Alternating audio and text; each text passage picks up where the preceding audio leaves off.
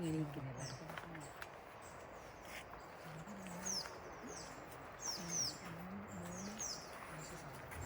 ഞാൻ മുന്നിൽ പോയില്ല, ഇന്നലെ മുന്നിൽ പോയിട്ട് എനിക്ക് പണി കിട്ടി.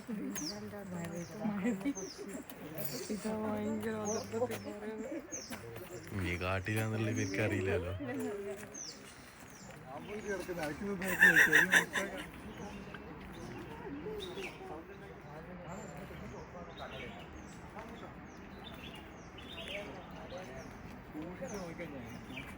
നമ്മളെയാണ് നോക്കുന്നത്. He's eating same time. Instead of that, he's looking at us, right?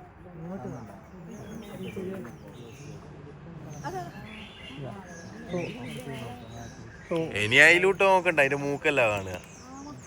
So ബൈനോക്കുലേഴ്സിലൂടെ നോക്കിക്കഴിഞ്ഞാൽ കുറച്ചുകൂടെ അതിന്റെ ഫീച്ചേഴ്സ് മനസ്സിലാവും. ഇവരെ പ്ലൂമേജിന്റെ ഒക്കെ സമയം ലൈക്ക് മേറ്റിംഗ് ടൈമൊക്കെ ആകുമ്പോൾ ഇവർ കളർ കുറച്ചുകൂടെ നല്ല രീതിയിൽ എക്സിബിറ്റ് ചെയ്യും. സോ അതുകൊണ്ട് ഇവരെ റെയിൻബോ സ്ക്വിറൽ എന്ന് കൂടെ പറയും. ഇന്ത്യയിൽ നമുക്ക് 4 സ്ക്വിറലിനെ കാണാൻ പറ്റും. ഒന്ന് മലയൻ ജെയിൻ സ്ക്വിറൽ, ഒന്ന് ഗ്രിസിൽഡ് ജെയിൻ സ്ക്വിറൽ, ഒന്ന് മലബാർ ജെയിൻ സ്ക്വിറൽ. ഇതിൻ്റെ തന്നെ വേറെ സബ് സ്പീഷ്യസ് പുറമേന്ന് കൊണ്ടുവന്ന് ഇവിടെ പ്ലാന്റ് ചെയ്തത്. നമ്മൾ ഈ ഗുൽമോഹർ എന്നൊക്കെ പറയുന്നത് ഈ മെയ് ആ സമയത്തൊക്കെ ആകുന്നുണ്ടായിരുന്നു. ഈ ഗുൽമോഹറും ഒരു ഇൻവേസീവ് ആണ്. സോ അത് മഡഗാസ്കർ എന്നാണ് കൊണ്ടുവന്നത്.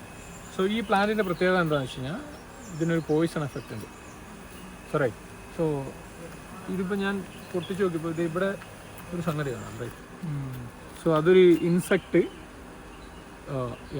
You can also.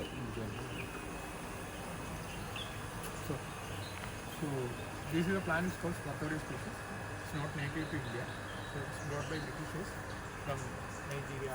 So വയനാട്ടിൽ അധികം നിയാൻഡേഴ്സ് ഇപ്പോഴുള്ളത് നിയാൻഡേഴ്സ്. പക്ഷേ ഓരോ മലയുടെ ഇടയിൽ കൂടി ഒരു സ്മോൾ സ്ട്രീംസ് പിന്നെ ഇത് ജോയിൻ ചെയ്തിട്ടാണ് റിവർ ഉണ്ടാകുന്നത്. വയനാട്ടിലുള്ള ഇവിടെയുള്ള ഒരു കമ്പനിയാണ്. അത് ഒഴുകുന്നത് കർണാടകത്തിൽ. സോ